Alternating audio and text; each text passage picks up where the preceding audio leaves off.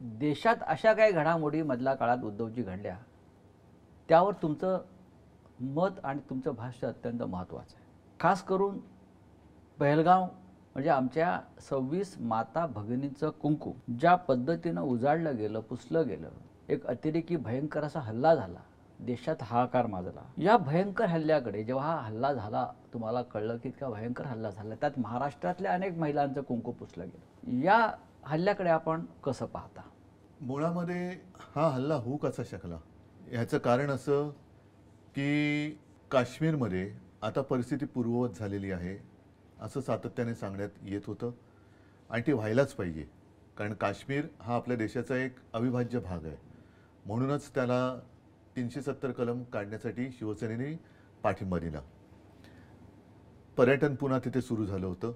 पुरेसा बंदोबस्त हा तिकडे ठेवण्याची गरज तर होतीच, कारण आपण सर्व काही आलबेल आहे असे एखाद्या कधी काळी किंवा बराच काळ अशांत राहिलेल्या भागाकडे समजून दुर्लक्ष करू शकत नाही. या हल्ल्याची जबाबदारी अतिरेकी म्हणून नाही, पण जो काही गलथानपणा किंवा गाफीलपणा किंवा दुर्लक्ष झालं ती कोणी घेतली? कोणीच घेतली नाही. सैन्याने नंतर जी काय कारवाई केली त्या सैन्याच्या शौर्याला सलाम, म्हणजे त्याच्याबद्दल वादच नाही. परंतु जे पर्यटक तिकडे गेले होते एक बिनधास्तपणाने गेले होते की आपलं काश्मीर आता आपल्याकडे परत आपण तिकडे जाऊ शकतो, एक आनंदाचे सुखाचे क्षण आपल्या कुटुंबियांसोबत ते समावेश तिकडे घालवू शकतो, नाही तर दुसरा आनंद तरी काय आहे आयुष्यामध्ये. असे लोक जे तिकडे गेले होते पर्यटक, आणि त्यांच्यावरती अचानक गोळीबार होतो काय, अगदी सगळ्यांच्या डोळ्यादेखत होत्याचं नव्हतं होतं.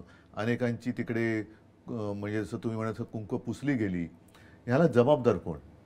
एक तर भौगोलिकरित्या तो जो परिसर आहे तो आपल्या सीमेपासून किती आतमध्ये आहे, इतक्या आतमध्ये अतिरेकी आले कसे?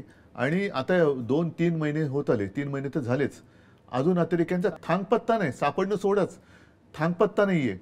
पहिली चित्र प्रकाशित केली गेली, त्याच्यानंतर ते म्हणतात की ती चित्र बरोबर नाही, ती आले आपल्या लोकांना आपल्या डोळ्यादेखत गोळ्या घालून निघून गेले. अरे गेले कुठे ते लोक?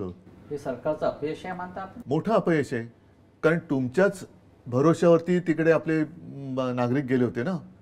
नाही तर आजपर्यंत असं तिकडे जायला काश्मीरमध्ये लोक घाबरतच होती, कारण कधी काय होईल सांगता येत नव्हतं.